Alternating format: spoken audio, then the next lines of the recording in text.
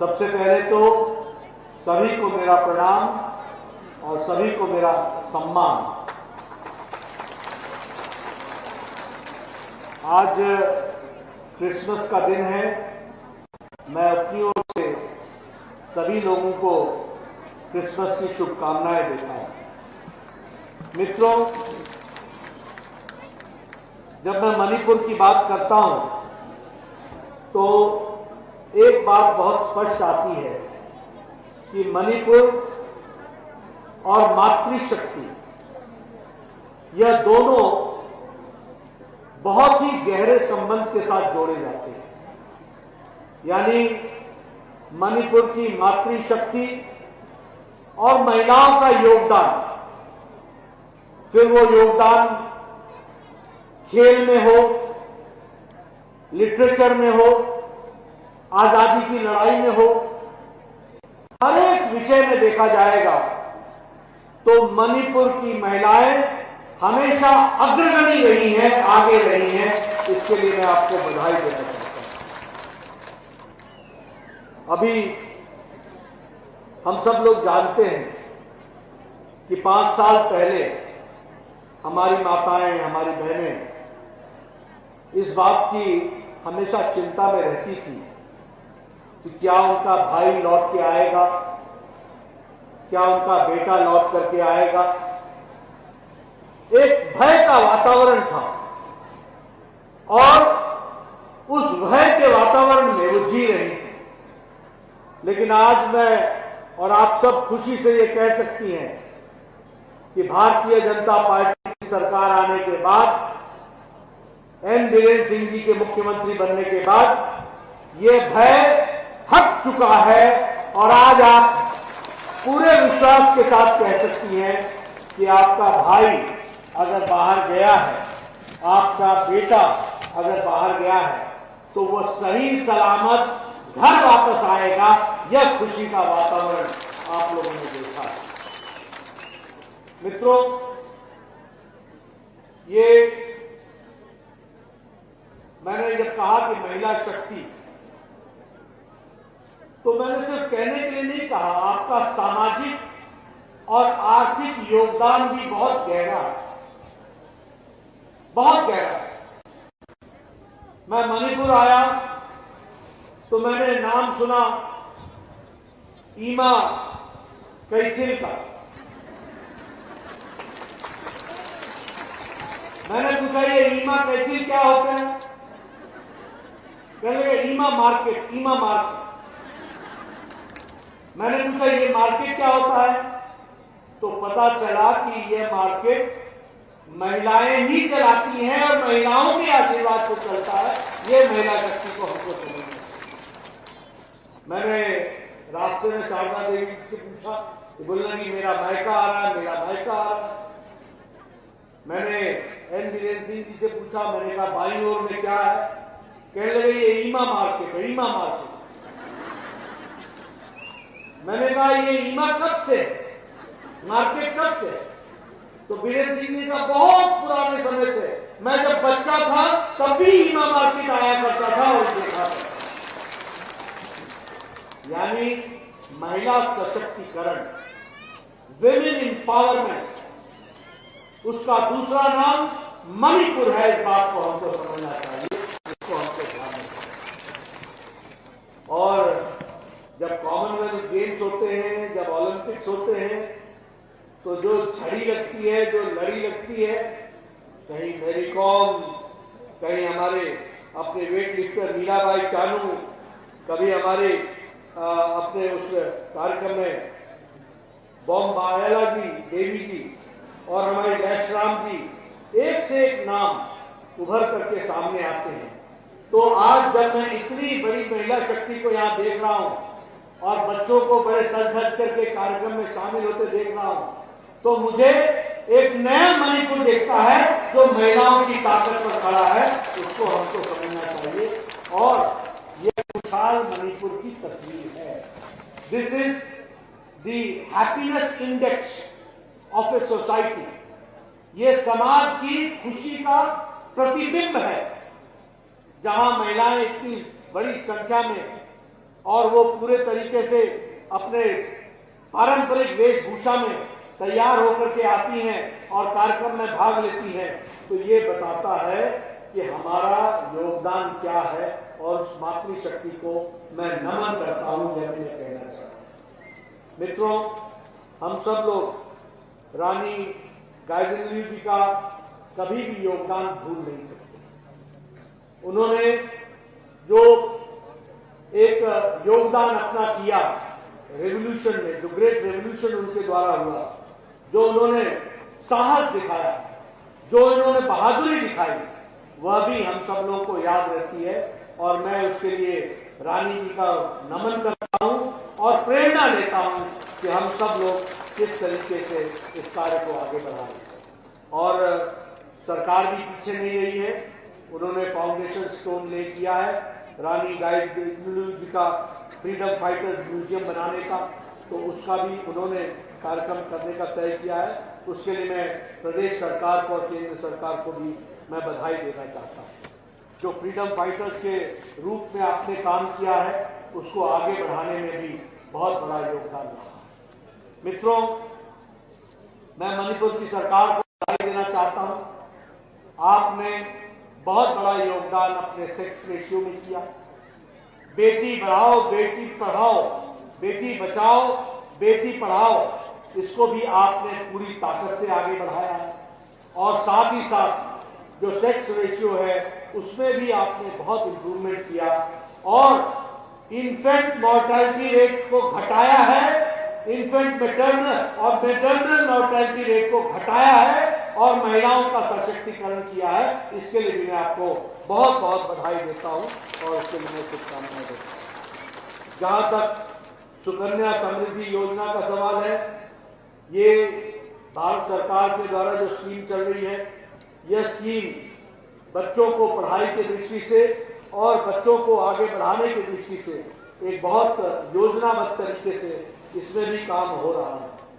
ये मातृ वंदना प्रोग्राम के तहत जो गर्भवती महिलाएं हैं उनको 6 महीने की छुट्टी देना, सरकारी अवकाश देना, साथ ही साथ 6,000 रुपए देकर एम्बुलेंस से महिला को, गर्भवती महिला को हॉस्पिटल पहुंचाना, उसका फ्री डिलीवरी कराना, डिलीवरी में कोई कॉम्प्लिकेशन आ जाए तो उस कॉम्प्लिकेशन को दूर करने के लिए फिर से सर्जिकल इंटरवेंशन करना और स्वस्थ हालत में वापस घर में छोड़ना और 6,000 रुपए देके आना, ये भारत सरकार और प्रदेश सरकार कर रही है।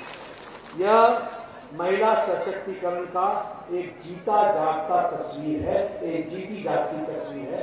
इसको हमको समझना चाहिए, इसको हमको ध्यान में लेना चाहिए।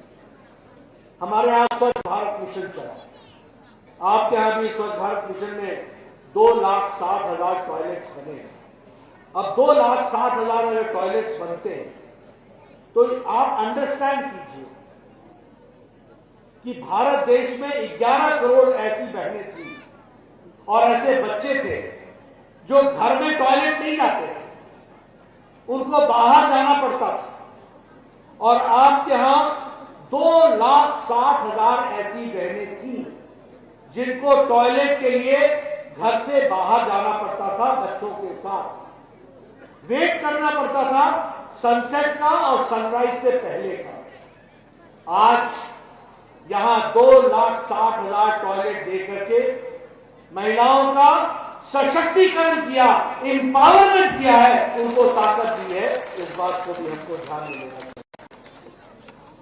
उज्ज्वला योजना में जहां 8 करोड़ गैस के कनेक्शन दिए गए, वहीं 1,56,000 हमारे मणिपुर में गैस के कनेक्शन दिए गए।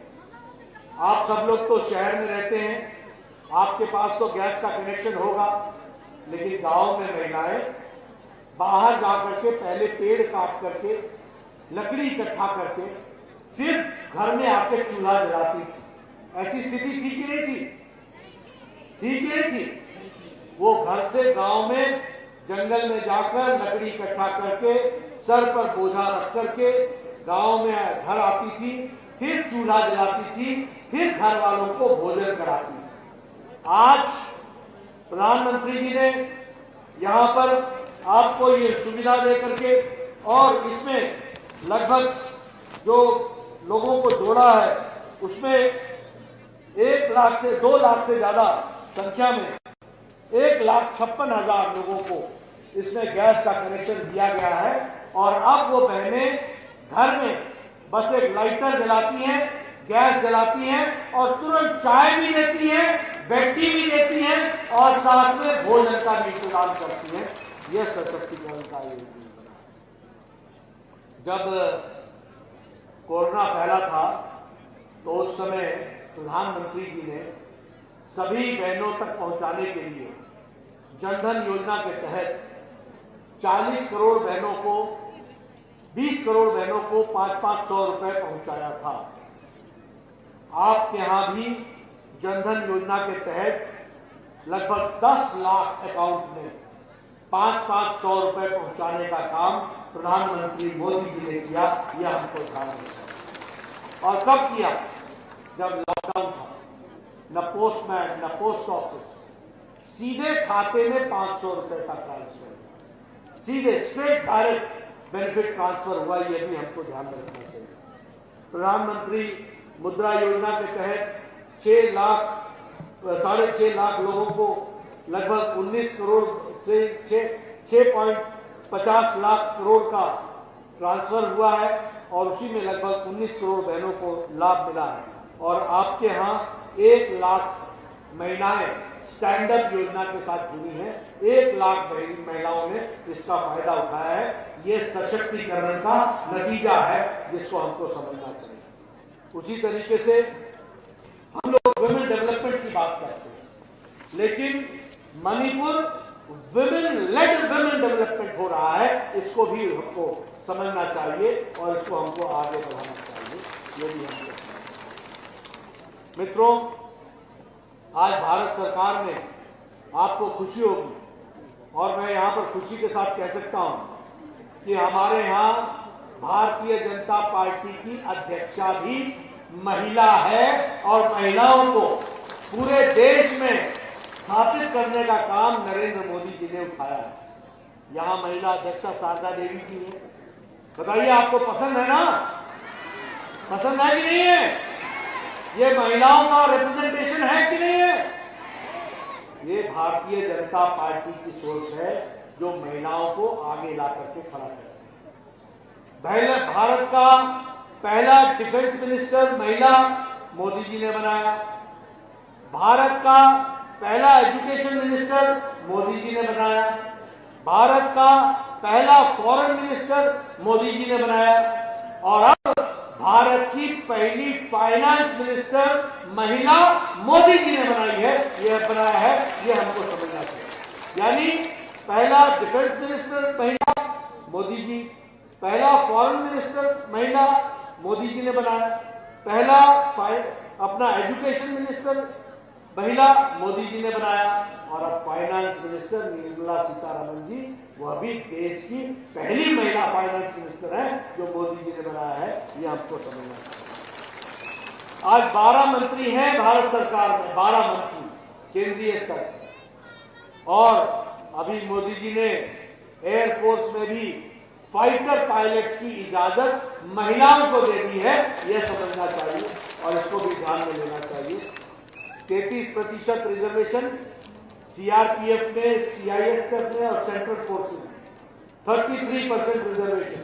अब हमारी महिला, मणिपुर की भी महिलाएं 33% के हिसाब से यहां से भी सीआरपीएफ में, सीआईएसएफ में और सेंट्रल रिजर्व पुलिस फोर्सेज में जाएंगी। इस बात को हमें ध्यान में लेना चाहिए। यहाँ स्पोर्ट्स का बहुत काम हुआ है। नेशनल स्पोर्ट्स यूनिवर्सिटी मणिपुर अब ये कंस्ट्रक्शन में है। मल्टी स्पोर्ट्स कॉम्प्लेक्स, इसका इनॉग्रेशन प्रधानमंत्री जी ने 2018 में कर दिया था। लगभग 300 प्रोजेक्ट्स हैं और जिसका उद्घाटन हो गया है और 30 प्रोजेक्ट ऐसे हैं जहां अभी काम शुरू हुआ है। यानी 330 प्रोजेक्ट्स चलाए जा रहे हैं मणिपुर में। यह भी हमको ध्यान में रखना चाहिए। 125 किलोमीटर का रेलवे लाइन सैंक्शन हो गया है और उसमें जिरीबाम, तुपुल और इम्फाल को उसको जोड़ा जाएगा। जब हम ये सब बातें याद करते हैं तो आप ये भी याद कीजिए ना, एक जमाने में 5 साल पहले क्या था, क्या क्या चर्चा होती थी? सबसे ज्यादा चर्चा होती थी तो रोड ब्लॉक की चर्चा होती थी। रोड ब्लॉक, ब्लॉकेज, 3 दिन, 3 सप्ताह, 3 महीना, 3 साल lock, blockade blockade blockade. Now Biren Singh, no blockade no blockade no blockade. इसलिए मैं हमेशा कहता हूं कि कांग्रेस की 3 आई थे।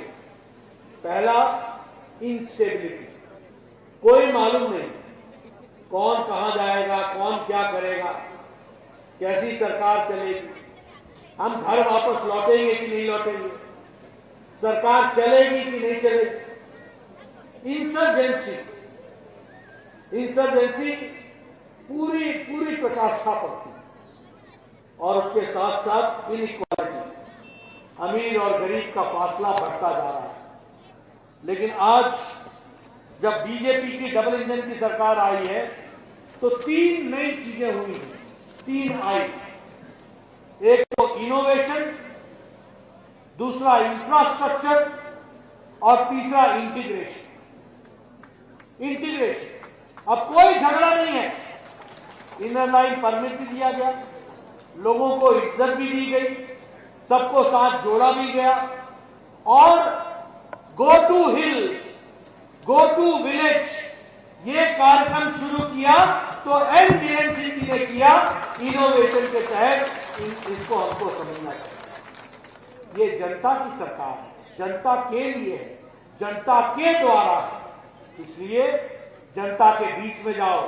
मैं पीछे आया था, किसी स्थान पर मुझे ले गए थे मुख्यमंत्री जी और हमारे अध्यक्षा जी, और वहां मैंने देखा लगभग कोई ऐसे 50 स्टॉल लगे हुए, मोर देन 50 स्टॉल्स।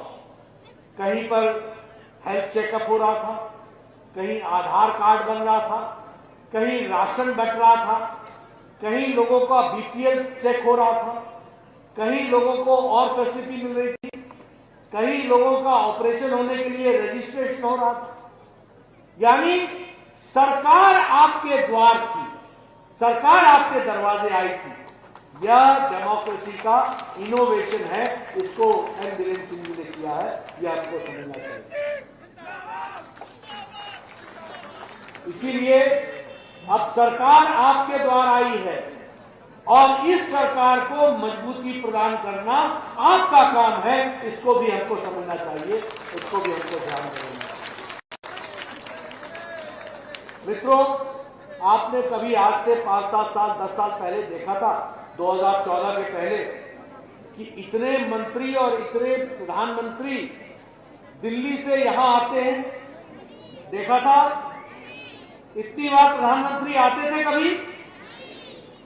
50 बार प्रधानमंत्री जी नॉर्थ ईस्ट में पिछले 7 साल में आए हैं, 50 times.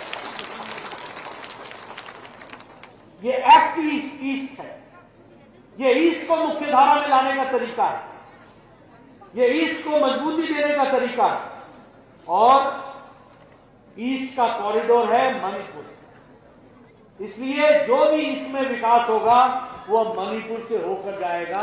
You are the corridor, आपके माध्यम से विकास होगा, इसको भी हमको समझना चाहिए, इसको भी हमको समझना चाहिए। लॉ एंड ऑर्डर की बात करें तो अभी तक लगभग 1039 लोगों ने हथियार डाले हैं, 1039 लोगों ने हथियार डाले हैं। उसी तरीके से हमारे चीफ मिनिस्टर साहब पीपल्स डे मनाते हैं, जन दरबार करते हैं महीने में एक बार,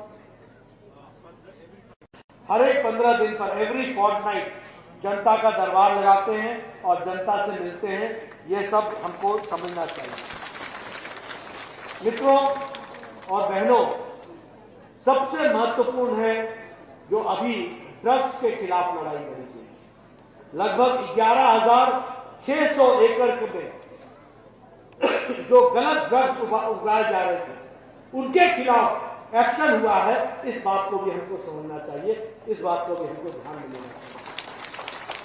1000 kg ओपियम बरामद हुआ है, इसको भी हमको समझना चाहिए। और जहां तक एम्प्लॉयमेंट का सवाल है, मनरेगा में लगभग 343 करोड़ वो डिस्पर्स हुआ है और लगभग 737 करोड़ 21 ये 2021 में डिस्पर्स हुआ है, ये भी हमको ध्यान में रखना चाहिए।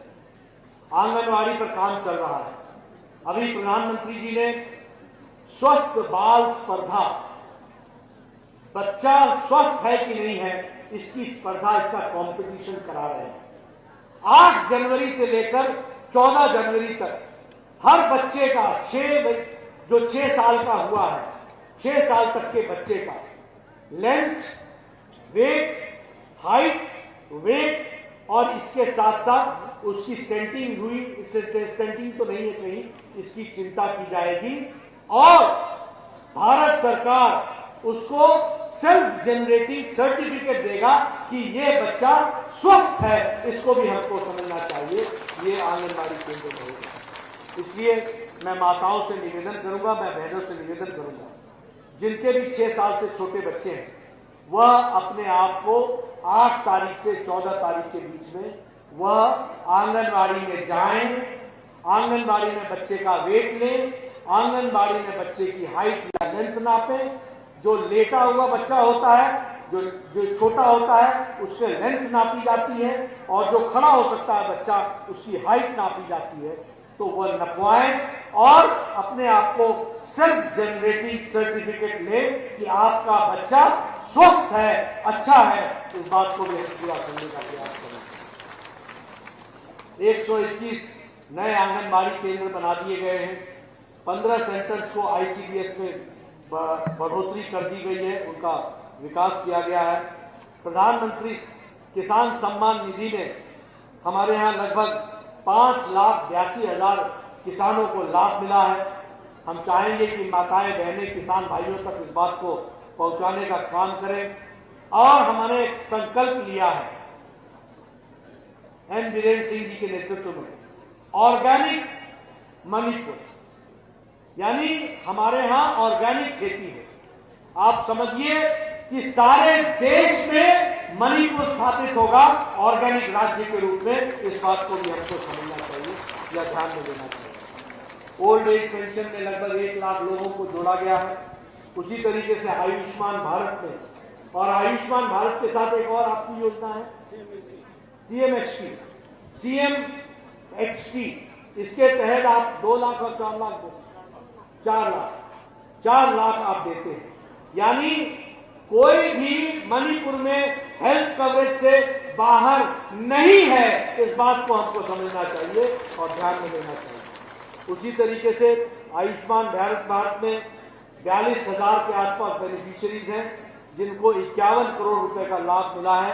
ये भी हमको ध्यान में लेना चाहिए और ध्यान में रखना चाहिए। लाइवलीहुड सपोर्ट के लिए स्कीम में 50,000 इक्वल इंस्टॉलमेंट्स में दिया जा रहा है। 7 विमेन मार्केट बन रहे हैं, यानी ईमा मार्केट बन रहे हैं। 19 ट्रांजिट एकोमोडेशन क्लस्टर बन रही हैं। उसी तरीके से 140 वनधन विकास केंद्र बन रहे हैं। तो एक विकास की एक नई कहानी लिखी जा रही है। ईमा मार्केट्स 10 नए लोकेशंस पर बन रहे हैं और उसमें 60 करोड़ रुपए मणिपुर की सरकार और भारत सरकार खर्च कर रही है, 60 करोड़। ये भी हमको समझना चाहिए। मित्रों, मैंने आपके सामने एक महिला सशक्तिकरण का और भारत सरकार का और प्रदेश की सरकार का महिलाओं के लिए किए गए कार्यों के बारे में चर्चा की है और उसको आगे रखने का प्रयास किया है। हर घर जल, हर घर नल, इसको भी हमको समझना चाहिए।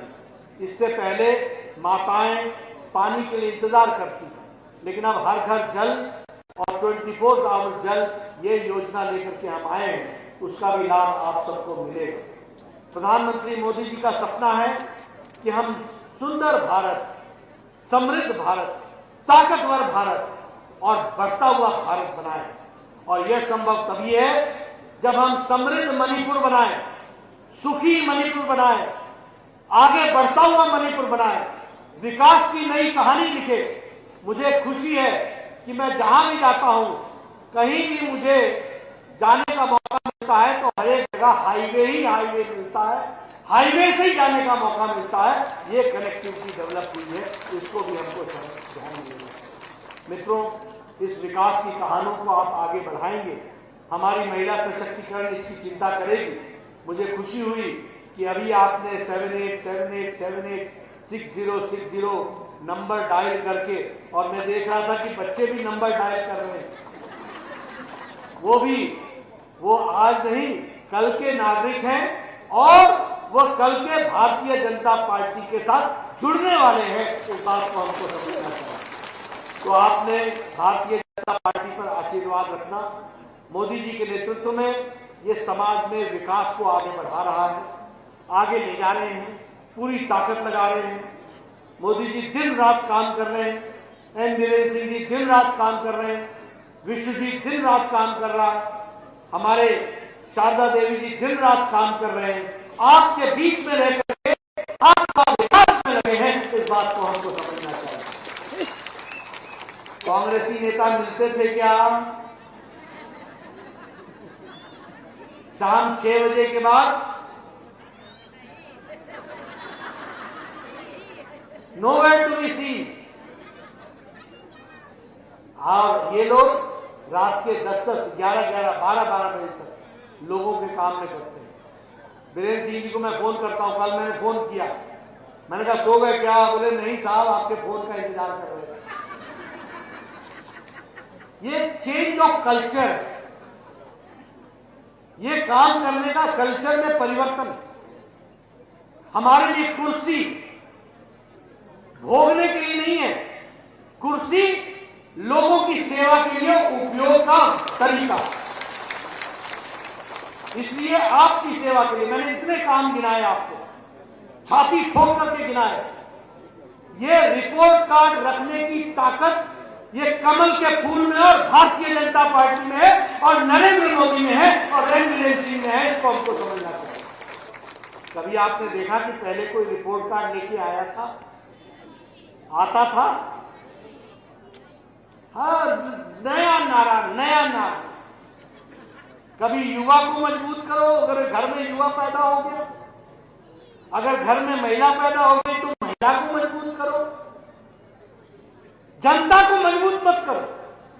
ये जनता को मजबूत करने का काम भारतीय जनता पार्टी ने उठाया है, इसको हमको समझना चाहिए। और इसलिए मैं आपका आशीर्वाद लेने आया हूं, आपकी शुभकामनाएं लेने आया हूं, आपसे ताकत लेने आया हूं। आपका आशीर्वाद हम सबको मिले और हम मणिपुर की फिर से पूरी ताकत से सेवा करें, यही मैं कहने आया हूं। बहुत बहुत धन्यवाद। जय भारत, जय मणिपुर।